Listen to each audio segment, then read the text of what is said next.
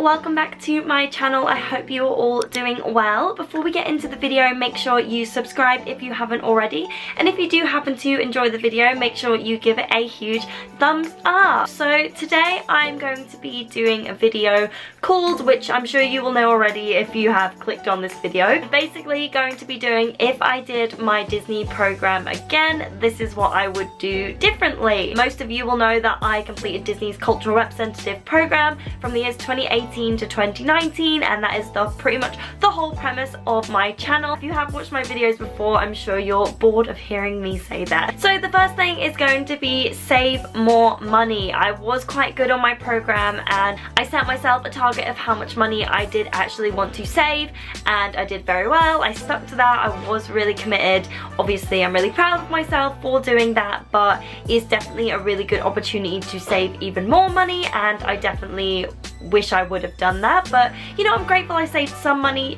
Some people come home and don't save any money at all. So the next thing is going to be say yes. There was many times when I would have been too tired and I just felt like I wanted to go home, and I would have said no to maybe going to the park, going out to dinner with friends. So I definitely would say yes to a lot more things. Maybe not everything, because sometimes you do need some downtime, but I would definitely say yes a lot more. The next thing is going to be travel more. I was very lucky on my program that I did do a lot of traveling, and I got to see a lot of places that I've wanted to see for the longest time. But there is still a lot of places in the US that I wish I would have seen and I didn't get to go see. When you are living and working in the US, it's such an easy way to travel between all the different states, because you don't have to worry about an ESTA, because you just use your visa, and obviously the flights are only a couple of hours like between certain states and stuff. So I wish I would have done more traveling within the US, but it's okay. I'm sure there'll be another opportunity to be able to do that. The next thing is going to be work as much as I could.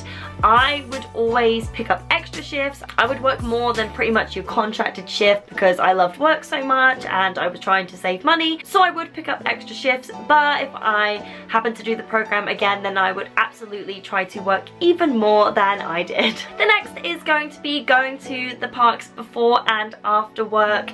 This is something I did do not all the time, but occasionally, especially after work, not so much before work. Towards the end of my program, about the last month, I crammed so much stuff in. I was going to the parks before and after work nearly every single day. I always had some form of plan, but I wish I would have spent my entire program pretty much living like that. I would probably cook more if I got to do another program. You always spend a lot of money on food on the CRP because you become very social. You're in the parks a lot, you're hanging out with friends, you tend to spend a lot of money on food, which obviously is absolutely fine, but looking back I feel like I did spend way too much money on food, and I wish I would have cooked more instead of just cooking frozen pizzas all the time.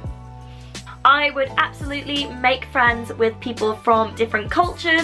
I did have roommates from different countries, but I didn't become overly really close to them. Like, I don't really speak to them now, and I didn't really venture outside of my comfort zone of meeting people from different cultures. Like, I have friends that would sit and talk to random people on the bus, and I'm not like that. There is no way I'm gonna be starting up a conversation with somebody that I know on the bus. That's just how I am. I can be a bit of an introvert like that, but I would definitely like to try to make friends with people from different countries and different cultures. The next thing is going to be go to Universal Studios more. I did try and go to Universal as often as I could because I did have an annual pass, and sometimes it is nice to not get away from the Disney parks, but to experience something a little bit different than Disney when you're seeing it all of the time.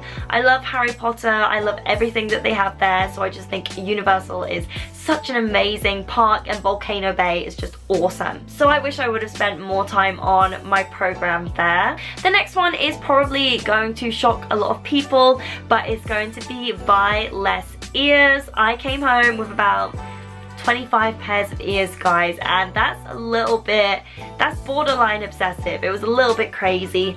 Obviously I don't regret buying all of my pairs of ears. I love them all very dearly. I match nearly all of them with an outfit. I have no problems with that. But if I were to do my Disney program again, then I wouldn't buy as many pairs of ears because I never wear them now, which is really sad. And the last thing is going to be drink alcohol. On my first program, I had to live through being underage again. I'd lived through being underage in the UK, and I had to go back in time and do it all over again in the US. I turned 21 literally 2 weeks after leaving the US, which is very disappointing. I'm not a big alcohol drinker, but obviously if I did do the program again, then I would drink alcohol because I would be of age to be able to do so. That concludes everything that I would do on my Disney program if I were to do it all over again. If you've done a Disney program, let me know down below what you would do all over again and what you would change. Thank you so much for watching. I hope you guys enjoyed the video, and I will see you guys next time.